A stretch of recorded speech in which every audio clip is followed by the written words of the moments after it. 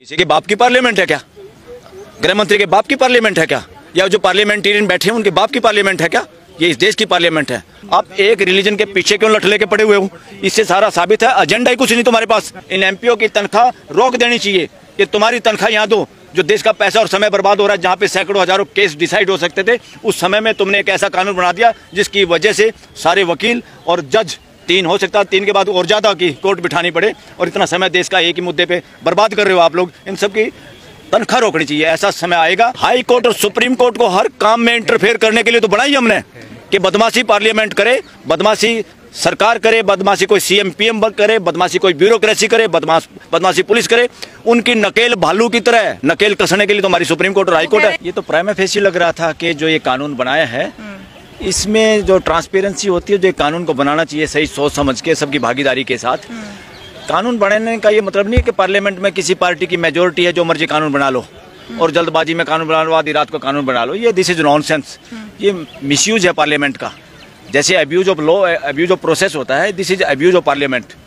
Parliament का कोई abuse नहीं कर सकता, उसका मिसयूज नहीं कर सकता। पार्लियामेंट का सिर्फ सदुपयोग किया जा सकता है पूरे देश के हित में, और वो देश का हित चाहे मुस्लिम का हो, चाहे हिंदू का हो, चाहे ईसाई का हो, चाहे सिख का हो। इनके बारे में भी कानून बनाने के वक्त पूरे 142 करोड़ लोगों को ध्यान में रखना जरूरी है, क्योंकि हर कानून, हर फैसला, हर पॉलिसी के बाद फ्रेटर्निटी बढ़नी चाहिए देश के अंदर, भाईचारा बढ़ना चाहिए।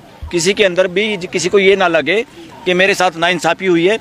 कोर्टों में आप देखिए, ये जो ही पास किया कानून, उससे पहले ही उतावले थे लोग कोर्ट में आने के लिए।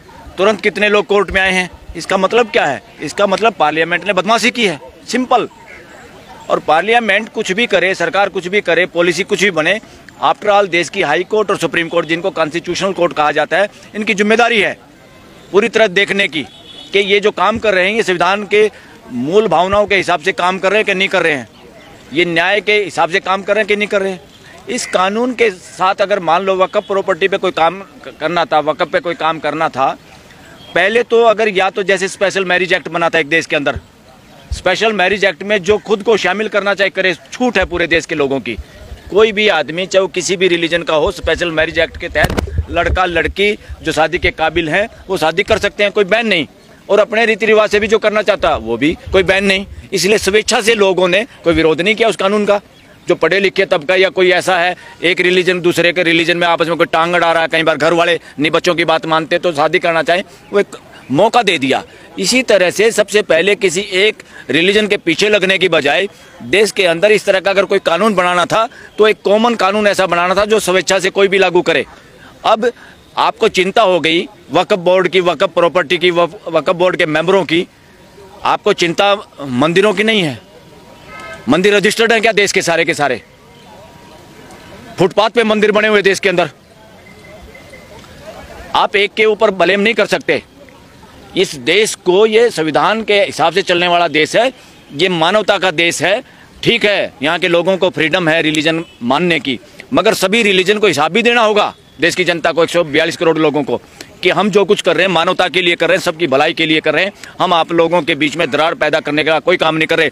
ये फ्यूचर में ऐसा कानून बनाने की जरूरत पड़ेगी देश को। सर, कल फिर इस पर सुनवाई होने वाली है। क्या आपको लगता है कि केंद्र जो मुद्दे आज सुप्रीम कोर्ट ने उठाए हैं, जिस आधार पर उन्होंने कहा है कि ये कानूनी और संवैधानिक तौर पे नहीं टिकता है, तो उस पर क्या केंद्र सरकार अपने लिए जिरह रख पेश कर पाएगी सुप्रीम कोर्ट में? देखो, प्राइमा फेसी तो जो ये एक्ट बना है, इसमें जो ऑब्जेक्शन किए हैं, जो लोगों ने पिटीशन फाइल किए हैं, उससे तो मुझे नहीं लगता इतना समय लगना चाहिए किसी कॉन्स्टिट्यूशनल कोर्ट को। आज ही इंटरिम ऑर्डर दे देना चाहिए था। तो मैं एज एन एडवोकेट ही बात कर रहा हूँ।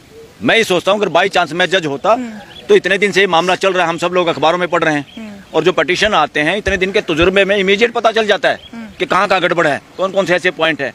मगर फिर भी चलो कोई बात नहीं, सुप्रीम कोर्ट ने कहा कल सुनेंगे दोबारा 2 बजे, तो इंटरिम ऑर्डर कोई देना चाहे वो स्टे के और ज्यादा बड़े लेवल पे, इन प्रॉपर्टियों पे अभी से कोई ऐसा काम ना करे, जल्दबाजी में जो काम नहीं करे। जल्दबाजी में कानून पास करना, जल्दबाजी में भाग के शादी करना, उसी तरह से ये काम, ये जल्दबाजी सारी नुकसानदायी है। लेकिन सर, सुप्रीम कोर्ट मेजर क्या बात है कहीं, आज क्या बात थी? सुप्रीम कोर्ट ने मेजर एक तो 2-3 तो वो बातें कही हैं कि भाई इन बातों को अभी ना किया जाए।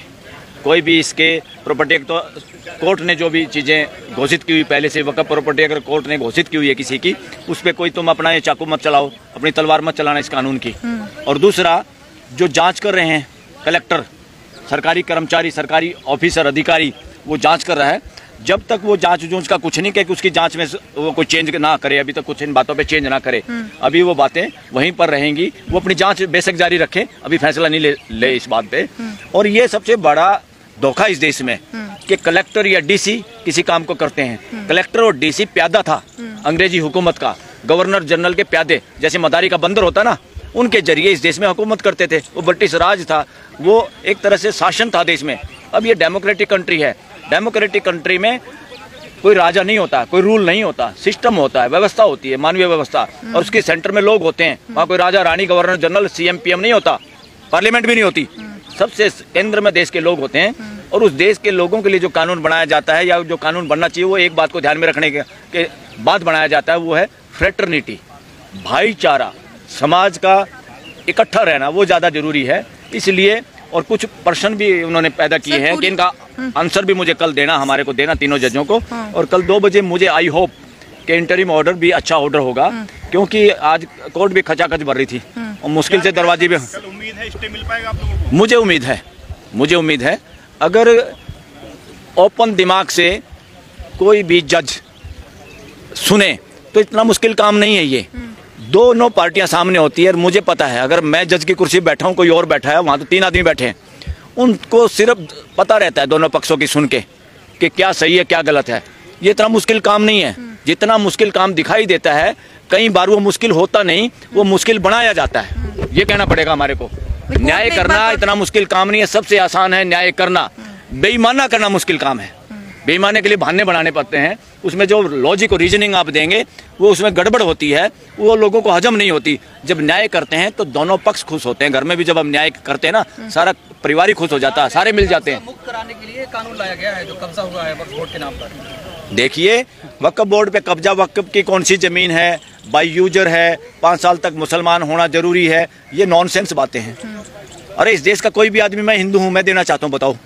अगर आज मेरी मर्जी है और मुझे लगता है इन मेरे भाई मुसलमानों के पास ये चाहते हैं कोई मस्जिद और इनके पास ज़मीन नहीं है और मेरे पास ज़मीन है, मैं आधा एकड़ या 200 गज 400 गज देना चाहता हूँ, तो कौन है मुझे रोकने वाला?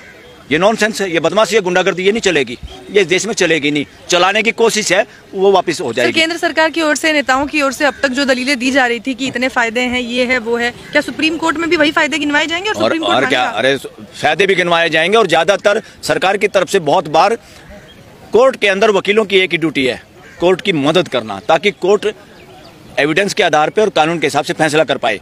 जो कोर्ट में गुमराह करने की कोशिश करते हैं, असंवैधानिक काम है, वो बदमाशी है, कोई भी वकील करे उसको, और उसकी इजाजत नहीं होनी चाहिए। मगर फिर भी वो तो अपनी तरफ से रखेंगे, उनको पूरी छूट रखनी चाहिए। मंत्री सदन में खड़े हुए कह रहे थे पार्लियामेंट कानून बनाया, पूरे देश को मानना होगा ये कानून। नहीं, किसी के बाप की पार्लियामेंट है क्या?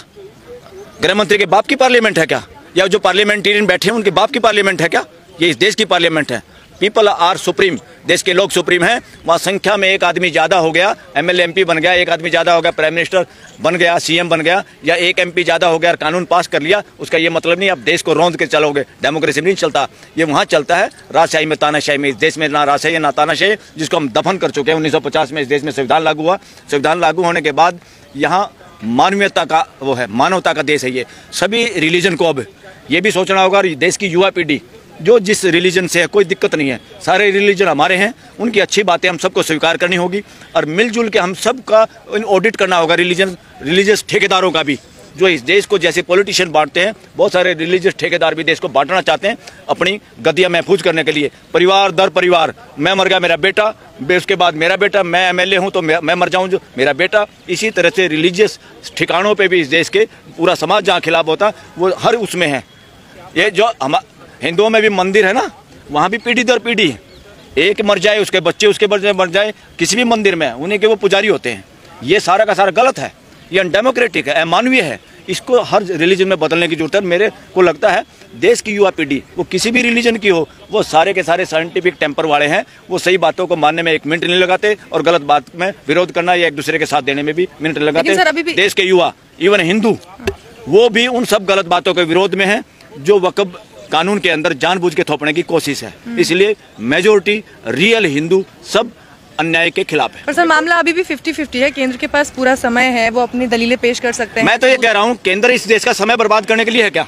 पार्लियामेंट इस देश का समय बर्बाद करने के लिए है। ये पार्लियामेंट के भी इन एमपीओं की तनख्वाह से पैसे काटने चाहिए। इन एमपीओ की तनख्वाह रोक देनी चाहिए कि तुम्हारी तनख्वाह यहाँ दो। जो देश का पैसा और समय बर्बाद हो रहा है, जहाँ पे सैकड़ों हजारों केस डिसाइड हो सकते थे, उस समय में तुमने एक ऐसा कानून बना दिया जिसकी वजह से सारे वकील और जज, 3 हो सकता है, 3 के बाद और ज़्यादा की कोर्ट बिठानी पड़े, और इतना समय देश का एक ही मुद्दे पे बर्बाद कर रहे हो आप लोग। इन सब की तनख्वाह रोकनी चाहिए। ऐसा समय आएगा और सुप्रीम कोर्ट को ये सब पावर हैं। सुप्रीम कोर्ट को फ्यूचर में इस देश के स्पीकर, सभापति, इवन जरूरत पड़े तो पार्लियामेंट को कोई हाईजैक कर ले तो प्राइम मिनिस्टर को भी बर्खास्त कर देना चाहिए, जरूरत पड़े तो किसी सीएम को भी बर्खास्त कर देना चाहिए। क्या सर आपको नहीं लगता कि इसके लिए संवैधानिक बेंच आएगी? मुझे नहीं लगता इसमें इतना कोई आने की जरूरत है। इसमें कई जो आर्टिकल है उसका सिंपल तरीके से एक आम आदमी, साधारण व्यक्ति इस देश का समझ सकता है वो वायलेशन है, वो नहीं होना चाहिए। आपको कोई कानून बनाना, पहले स्पेशल मैरिज एक्ट की तरह स्पेशल रिलीजियस एक्ट बनाओ ना, जो सब रिलीजन के लोगों पे इच्छा हो तो मानो, ना इच्छा तो मत मानो। आप एक रिलीजन के पीछे क्यों लठ लेके पड़े हुए हो? इससे सारा साबित है एजेंडा ही कुछ नहीं तुम्हारे पास। तुम्हारे पास ना गरीबी ना शिक्षा के लिए, सारे प्राइवेटाइजेशन है, अस्पताल कितने महंगे हो गए, सरकारी स्कूल बंद हैं, देश के गरीब आदमियों के बच्चे अच्छे स्कूलों में पढ़ नहीं सकते।